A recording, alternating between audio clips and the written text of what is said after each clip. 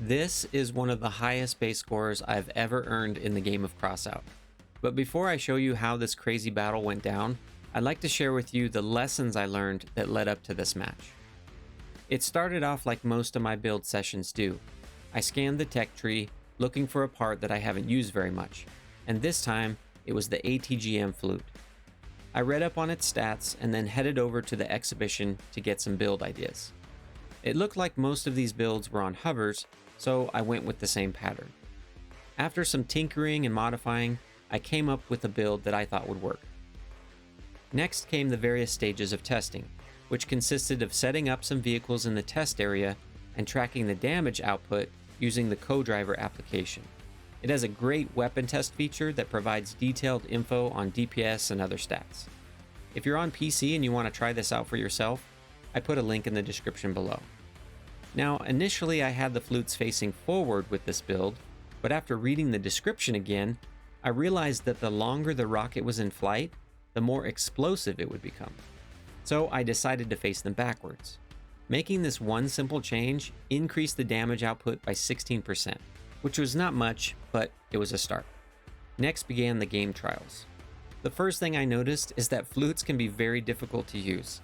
Oftentimes I would just barely miss a target, or my shot would be blocked by a building, or even my own teammates at times, which was kind of frustrating. It also didn't take long to realize that maps with more open space gave me a better advantage. And after several matches, pretty soon I started connecting my shots. At the same time, I felt like my build was missing something. I tried adding different modules, but it still didn't feel right. And that's when I remembered the trombone. This weapon has the ability to greatly heat up parts on contact, and so with a little more tinkering, I settled on this build here. By adding just one trombone, along with backward-facing flutes, I was able to increase the average base damage of this build by 117%, which was exactly what I was looking for. So I continued using this build for some time, and that's when the most epic match happened.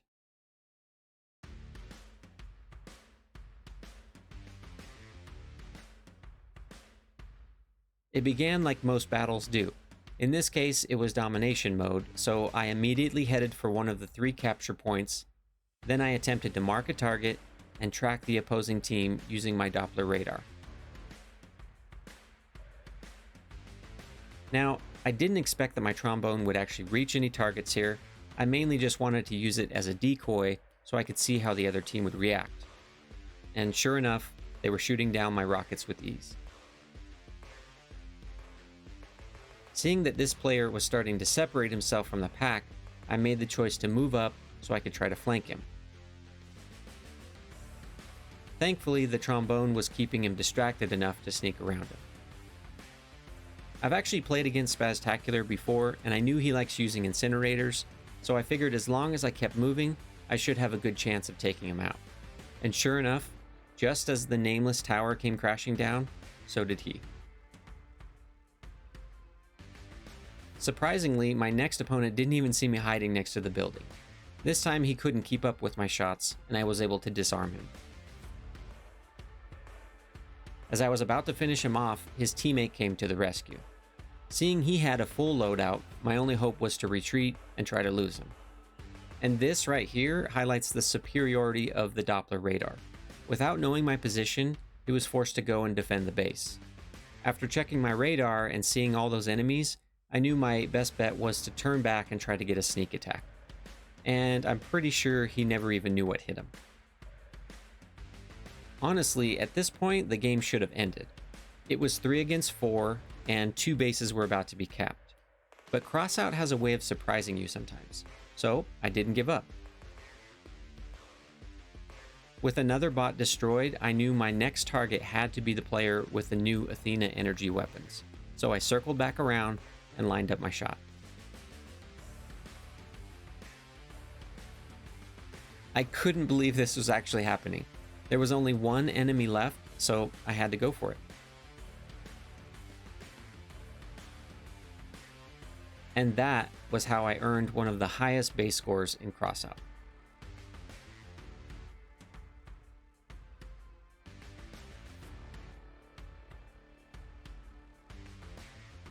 Well, I really hope you enjoyed watching this video, and if you would like to try out this build for yourself, I put it up on the exhibition under the name Flute and Scoot. Thanks again for all your support, and other than that, I'll see you here next time on Crossout Basics.